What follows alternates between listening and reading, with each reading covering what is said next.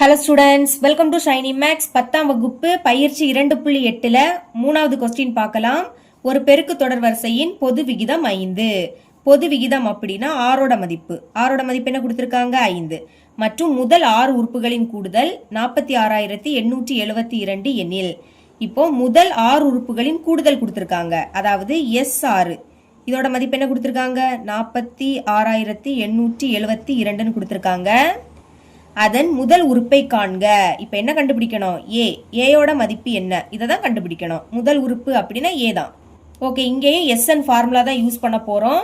மொத்தம் 2 ஃபார்முலா உண்டு. இங்க ஆரோட மதிப்பு 1 விடைக்கும் பெரிய எண்ணா இருக்கு. அப்ப போன சம்மில் என்ன ஃபார்முலா யூஸ் பண்ணமோ அதே தான். SN = a × r⁻n - 1 by r - 1. ஆரோட மதிப்பு 1 விடைக்கும் பெரிய எண்ணா இருந்துன்னா ஃபர்ஸ்ட் r⁻n வரும், அடுத்து தான் 1 வரும். ஞாபகம் வச்சுக்கோங்க. இனி எஸ், இப்போ பாருங்க என்னோட பிளேஸ்ல அங்கே என்னது இருக்கு? 6 தானே இருக்கு. அப்போ என்னோட மதிப்பு 6. இப்போ என்னுக்கு பதில் 6 அப்படின்னு எழுதிடலாம். ஏ தான் கண்டுபிடிக்கணும், அது அப்படியே இருக்கட்டு. ஆரோட மதிப்பு என்னது? 5.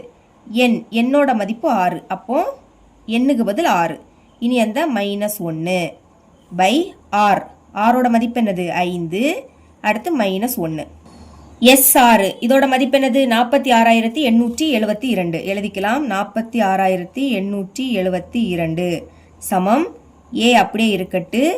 அடுக்குல 6 இருக்கு. அப்ப இந்த 5 6 வாட்டி எழுதி பெருக்கணும். 1 2 3 4 5 6 வாட்டி எழுதியாச்சு. இப்ப பெருக்கலாமா?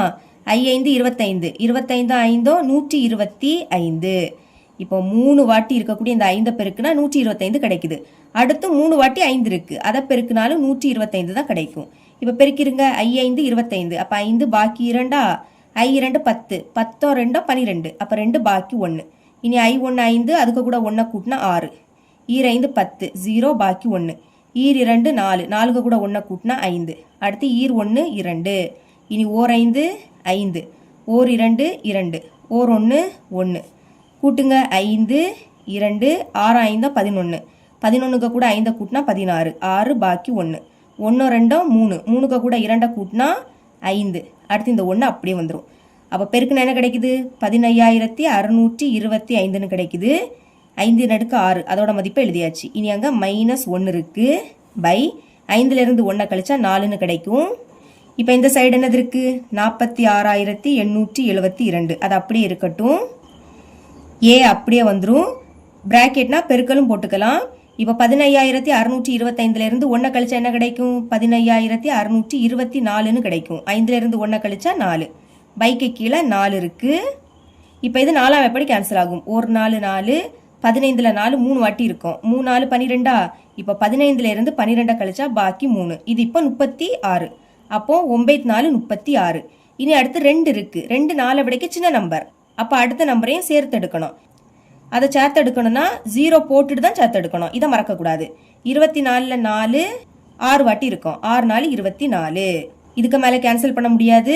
இப்போ நான் இதை இந்த சைடும் எழுத போறேன். அப்படி எழுதும்போது குறியீடு மாறாது. ஓகேங்களா? ஏ பெருக்கல் இங்க மேல பாக்கி என்னது இருக்கு? 3906. பைக்கு கீழே 1ன்னு எழுதிக்காண்டா சமம். இந்த சைடு 46,872 இருக்கு. இப்போ ஏதானு வேணும்? ஏயை மட்டும் வச்சுக்கலாம். இங்க 46,872 3906 பெருக்கல்ல இருக்கு. இங்க வந்து வகுத்துல மாறும். அப்போ பைக்கு கீழே 3906 எடுத்து எழுதிருங்க. இப்போ இதை வகுக்கலாமா? பாருங்க, கீழே இருக்கக்கூடிய 3906 அதை வெளியே எழுதிக்கணும். 3906 மேல இருக்கக்கூடிய எண்ணை உள்ள எழுதிக்கோங்க. 46,872. இப்போ இங்க 4 நம்பர் இருக்கு. அப்போ ஃபர்ஸ்ட் உள்ள 4 எண்ணை மட்டும் எடுத்துக்கோங்க. இதுல 3906 ஒரு வாட்டி தான் இருக்கும். ஒன்னே இதையும் பெருக்குன்னா அதே தான் கிடைக்கும். 3906 கழிங்க. 7லேருந்து 6 கழிச்சா 1, 8லேருந்து 0 கழிச்சா 8, 46லேருந்து 39 கழிச்சா 17 அப்படின்னு கிடைக்கும். இனி இந்த 2 இறக்கிடலாம். இனி 3906 கூட 2 பெருக்கினீங்கன்னா உங்களுக்கு இதே தான் வரும். 17,812. ஓகே, கழிச்சா 0 வந்துடும். இப்போ ஈவ் என்ன கிடைக்குது? 12. அதாவது இதை வகுத்தா நம்மளுக்கு 12 அப்படின்னு கிடைக்குது. ஏயோட மதிப்பு அப்போ என்ன வருது? 12. முதல் உறுப்போட மதிப்பு 12. இவ்வளவு தான் இந்த சம்.